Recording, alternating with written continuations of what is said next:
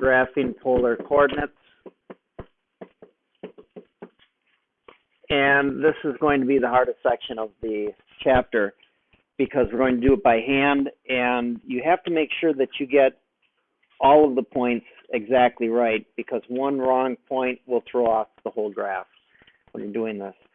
There are three things that you need to keep in mind when you do this. First of all, the cosine graph, the general cosine graph, is where you're going to have a graph that is going to be symmetric about the theta equals 0 line, which would be the vertical axis, because the left side is going to be the same as the right side. If you did that for the sine graph, y equals sine x, this graph is going to be not symmetric about y equals 0 or theta equals 0, but it's going to be symmetric at this point in the graph where theta is equal to pi over 2. So this pi over 2 is different than 0. So I'm thinking about symmetries in those graphs, and that's going to help me out when I draw the polar graphs. Now, one thing that you have to think about is when you're thinking about a cosine graph, it's a polar graph, if I put that in polar form, the line where theta is equal to 0 or pi is going to be this line right here in polar graph. It's this axis, because that's where your angle is equal to 0, just like that's where this is equal to 0. It's just that's polar, that's rectangular. Similarly, if I were to think about the polar graph here, on the sine graph, it's at pi over 2, which means my line of symmetry is going to be right here, because that's where it's pi over 2. In other words, if you have a polar graph that has a sine theta in it, it's going to reflect the right side and the left side, because it's reflecting around pi over 2. So we're going to keep that in mind when we graph. That's important because we have to make points now in order to graph. We can't just look at a general shape and then apply it. We have to make a table. That's why it's going to be tedious today. The other point that I want to make is on this is going to be that your cosine of a negative theta is equal to the cosine of a positive theta because it is even, and the sine of a negative theta is equal to a negative sine of theta because it is odd. So we're going to bring back those ideas to help me in the graphs when I generate points. So I have reflections and I have even and odd to help me when I develop points to make it a little bit easier when I get the table. All right, we're going to start with easy and go to more complicated as we go through. And so the first graph that I would like to do is going to be the easiest ones. For example, r is equal to, let's say, 2. And the other easy one is going to be theta is equal to something like pi over 4. To graph these, they take 20 seconds as opposed to probably 20 minutes compared to the other graphs. So when I look at these graphs, I'm going to think about what that means. R is the distance from the pole. The pole is going to be have a distance of 2. So I want to draw all points that are a distance of 2 away from the pole. So in this case, I'm going to expand my numbers here, and so I'm going to do every fourth. Every circle is a fourth, or else it's going to be way too small. And so let's see, 1, 2, 3, 4. That's 1. 1, 2, 3, 4. That's 2. And so where you have an r equals 2 means that that is going to be all around this circle because all of your angles are going to be different, but your r is always going to be remaining the same at a distance of 2 away from the pole. Your theta is equal to pi over 4. Pi over 4 on your theta means all your r's are going to be different, but your theta is going to be remaining the same. So that means I'm going to take a look at where theta is equal to pi over 4 and draw that in where I have that equation. It's going to be a line going through the angle pi over 4. That's not too hard in terms of how we're going to graph those two. So put those two aside. Now we're going to get into more complicated graphs, and we're going to start with an easier one and get into a little bit more challenging one. Let's go ahead and look at these polar graphs, and the graph that I want to make is r equals 2 cosine theta. And I'm going to want to create some space here. If I were to think about r equals 2 cosine theta, and I were to graph that in a regular xy form, I'm just going to show that I know that that looks like this, where this is 2 and this is pi over 2 pi 2 pi. So you have a general idea what that graph looks like, and you know it's going to be symmetric. It's going to be symmetric on these axes at where theta is equal to 0, which means on this graph, I know that it's going to be symmetric at theta equals 0. Notice they have different axes. So it's not the same line. All right, so I know whatever's on the top goes to the bottom, whatever's on the bottom goes to the top. In other words, I can graph between 0 and pi and then reflect and I'll be done. I don't need to make a table for all of the points. I just need to do it for half, and that cuts my workload in half, which we're trying to do here. Well, I want to make a table and get some points, so I graph the points and then connect them. So when I make this table, I want to be real clear. I'm going to have a theta, 2 cosine theta, and then I'm going to have an r theta. Nice big graph. We're going to have to make a lot of points to help me understand what this graph looks like. All right, and again, I want to go from 0 to pi here because then it just reflects the other way. Well, let's go ahead and see what we have. Starting with 0, I know 2 times the cosine of 0. Cosine of 0, well, I know from this graph up above it, 0 is equal to 2. So I know that this is going to be 2, and my angle is going to be 0 in radians. Okay, and I'm just going to focus on the table for now and then plot the points later. Next, what I want to do, and this is an important point, is I want to create a theta that will give me a non-radical answer. I don't want radicals in my graph. That's going to make it hard to graph. So I want to remember, where does the cosine give me 1/2? And the answer is the cosine of pi over 3 gives me 1/2.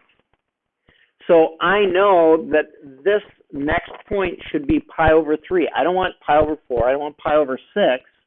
I want that pi over 3. 2 cosine of pi over 3. Cosine pi over 3 is 1/2. 1/2 times 2 is 1. Therefore, it's 1 pi over 3 is my next point.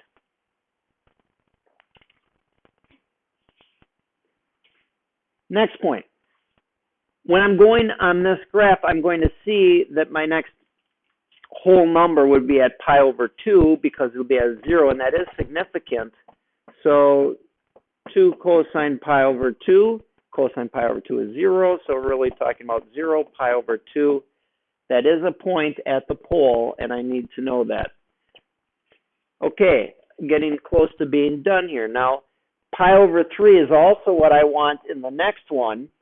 So you would see that I really want to know the pi over 3 in the next graph. So I would want 2 pi over 3.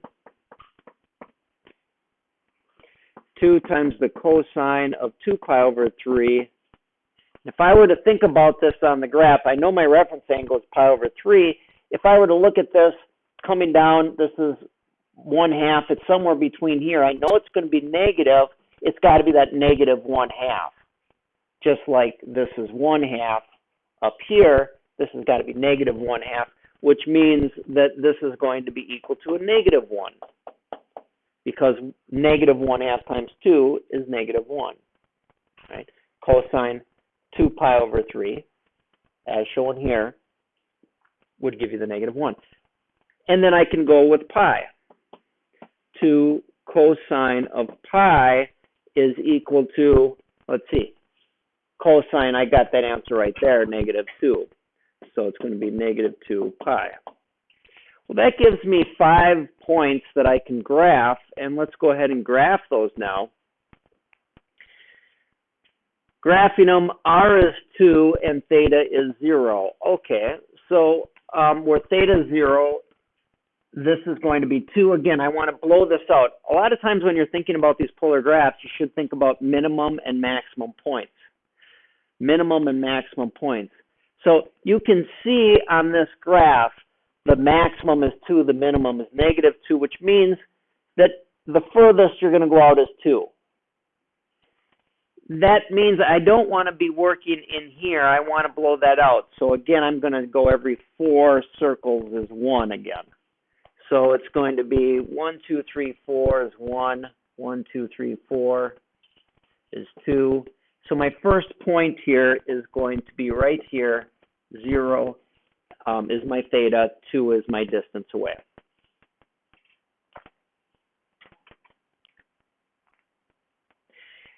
At this point, I want to go ahead and order and see what's happening to the graph. So pi over 3, 2 cosine pi over 3 is going to be equal to, give you a 1. So at pi over 3, I'm going on the 1 circle.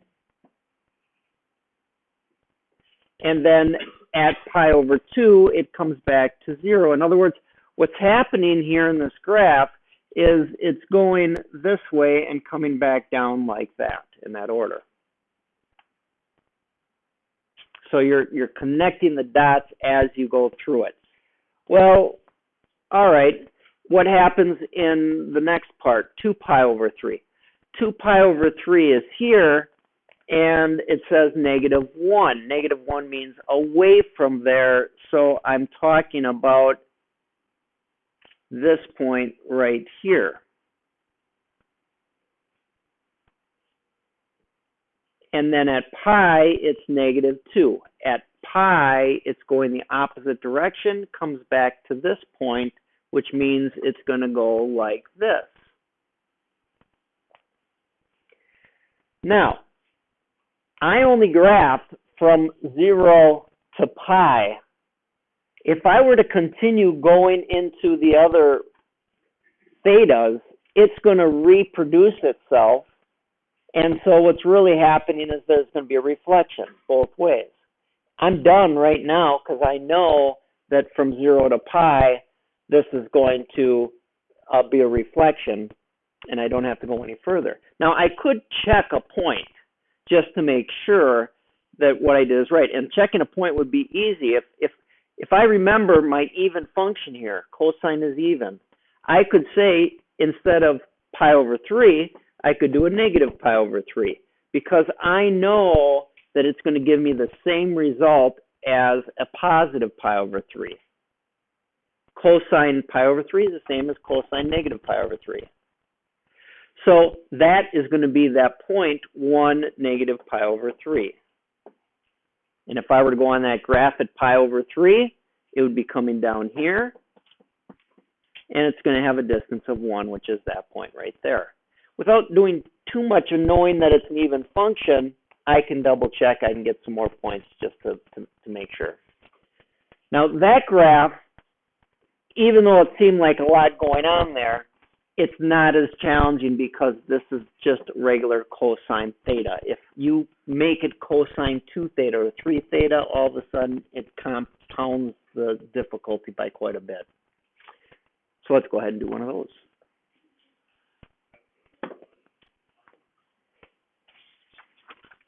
So this is the hard one, and let's go with r equals 2 sine 2 theta.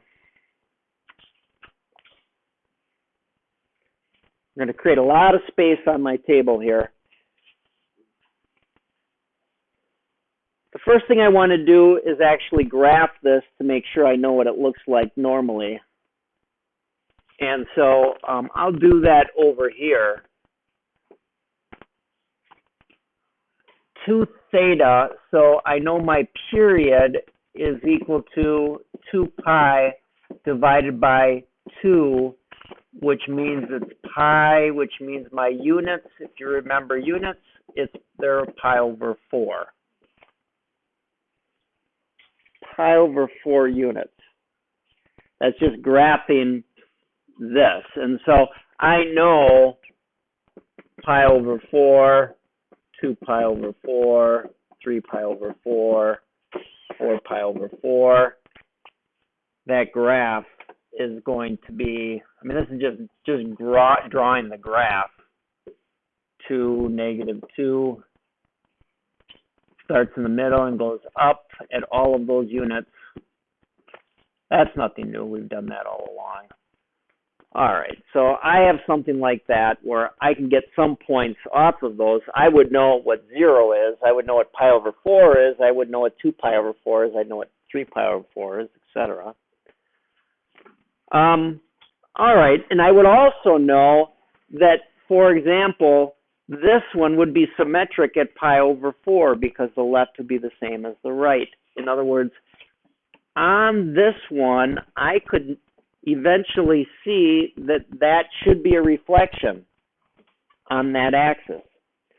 Because again, left side is the same as the right side if you look at that. It also occurs at 3 pi over 4. Left side is equal to the right side. There's a reflection. At 3 pi over 4 here, there's going to be a reflection as well.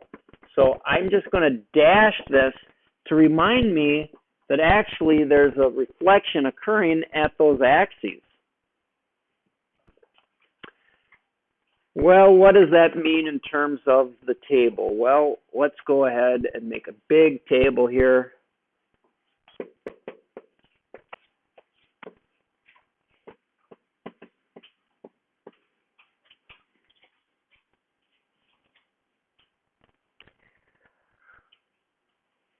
When you make this table, again, you're going to think, what angles do I want to create easy graphs? Well, one thing that I'm going to remember, my units is going to go from 2 to -2, which means that I should be going 2 out again. That means that I should probably be going up every 4 again is 1 unit. So 1, 2, 3, 4, that's 1. 1, 2, 3, 4, that's 2. That's as far as out as it's going to go according to that graph. Now, if I were to start, I want to start at 0. 0, 2 sine 2 times 0 is 0. Sine of 0 is 0. So that point we know is just going to be 0, 0.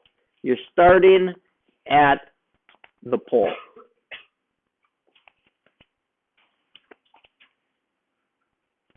Next, I have to remember that the sine of pi over 6 is equal to 1/2. So I know that that pi over 6 is going to be an angle I'm shooting for because it yields the 1/2 that I want. I don't want radicals. I don't want pi over 4. I want pi over 3. I want that pi over 6. So if I were to think about this graph, I would want a pi over 6 to yield pi over 6 to give me an easy number. All right. So when I think about this next point here, I don't want theta to be pi over 6 because this would be pi over 3 when you multiply it by 2. So in other words, instead of 0, instead of pi over 3, or sorry, pi over 6, I want to make that so when I multiply it by 2, it gives me pi over 6. So that means that my theta needs to be pi over 12 because times 2 is pi over 6, which will then give me that 1/2 that I'm looking at. That's the kind of thinking you need to do to give you points that are easy to work with. So 2 sine pi over 6. All right, I like that. So that becomes sine pi over 6 is 1/2 times 2 is 1, and the angle is pi over 12. And therefore, that point is going to go right here. Let's go to the next point. Well, I can see from this graph the next point is pretty easy. I'll just pick it off of there. Pi over 4 sine 2 sine pi over 4. I don't have to think through that. I can see it on the graph. So I know that that's going to be 2 pi over 4. Pi over 4, 2. So in a way, what's happening on these 3 points, it's showing you that this graph is going like this as you connect those points. Okay? Then,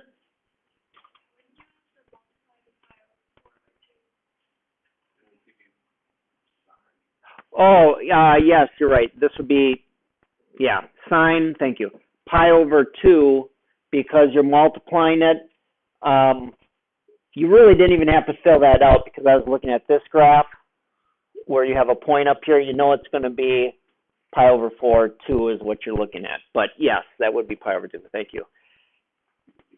The next point. The next point, again, becomes somewhat tricky because you want to have the pi over 6 again here. So I could kind of fill that in here and then go back and get my angle if I wanted to. The next point that I want here really should be 5 pi over 6 because that's the next one in line that will create an easy number. So if this is 5 pi over 6, what I need to fill in here is going to be 5 pi over 12 because when you multiply 5 pi over 12 by 2, you get 5 pi over 6. Somewhat of a tricky concept there. All right, so now I know that that is going to be, let's see, sine 5 pi over 6. I'm over here. That's going to be positive. And sine of pi over 6 is 1/2 times 1 is 1. So that's going to be 1 5 pi over 12. 5 pi over 12 is here. I'm going back to 1. Seems like a lot of work just to fill in that little point there. But now you see that that's going to be coming like this. And you know you're dealing with symmetry at that axis, so you're probably going to think that the next point is going to be at 0, which you will see it will. 2 pi over 4, 2 sine 2 pi over 2, which is going to be equal to 0, 2 pi over 4, which brings you right back to here. Well, great. We've gone from 0 to pi over 2 at the moment.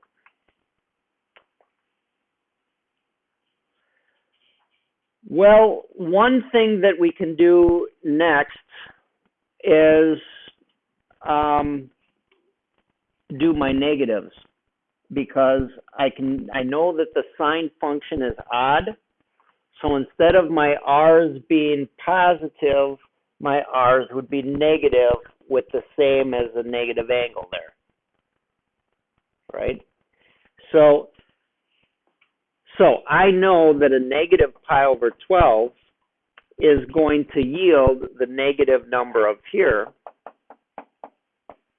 I know a negative pi over 4 is going to give me the negative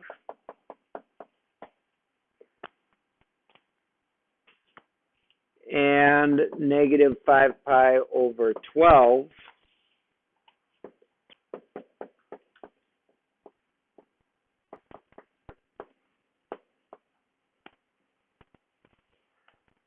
which means without doing too much work on that second set of numbers, I can get some more points to help me out on what this is going to look like. So, okay, negative pi over 12, which is going to be here, and then it's going to be a negative 1, which means that this is going to be right here.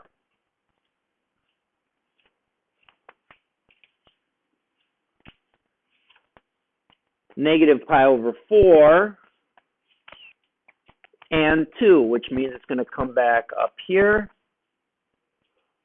Negative 5 pi over 12. 5 pi over 12. And when you do the negative, it's going to come back to negative 1. So toward this would be positive, away would be negative. And so what's really happening on those is that it's going like this with that pedal. Now that gives you a pretty good understanding of what's happening with this graph, although we should probably get a couple more points just to make sure we can see what's happening going forward.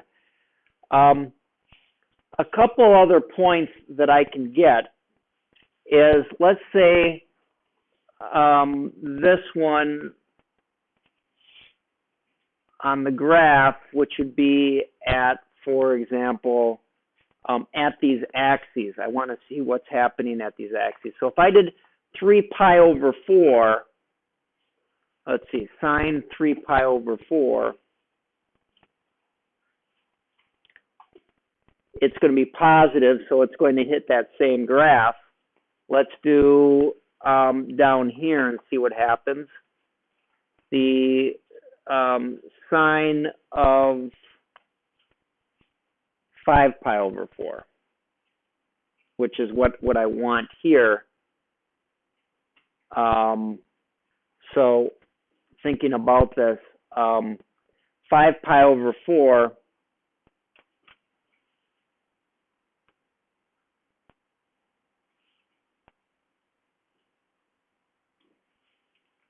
would be, so sine, let's see, it's r equals 2 sine 2 times 5 pi over 4. And let's see what we get as a result there. R equals 2 sine, which is going to be 5 pi over 2. What's the sine of 5 pi over 2? Well, that's going to be, let's see, R equals, that's 2.5 times around. So it's the same thing as 2 sine of pi over 2, right? 2 pi is the same thing as, you can take out a 2 pi and it still hits that same one. Well, what's the sine of pi over 2? R is going to equal, that's going to be 1, so R is equal to 2, which means, to make a long story short on that one, 5 pi over 4 is going to yield 2 as your R, which means 5 pi over 4 is going to be right here, and that's going to come down at 2, length of 2, which is going to be that point right there. I could do the same exact thing for this one right here, 7 pi over 4. And 7 pi over 4 is still going to yield that same answer, which is going to be right here. And so what you're going to see actually is going to be something that looks like that, which is going to be a continuation of that flower. So you're going to see that actually on this problem, because it's a double angle, it really confuses things when you're graphing it. I did the first half of this, and then what I did is I saw that the pattern would continue if I were just to get these points at 5 pi over 4 and 7 pi over 4. So I could get those, I could see that that's 7 pi over 4 as well. But I needed to get that pattern through the first table. Now you can see there's a lot going on in this table, and the use of knowing that it reflects helps me out. Okay. What's important to know is that you have odd functions or sine, even functions are cosine, and then you're thinking about lines of symmetry. If you have just the cosine of theta for your polar graph, you know it's going to reflect down in the polar graph, and if you know that you have just a sine theta, it's going to cross the other left and right. Use those to your advantage, and graphing those will be a lot easier.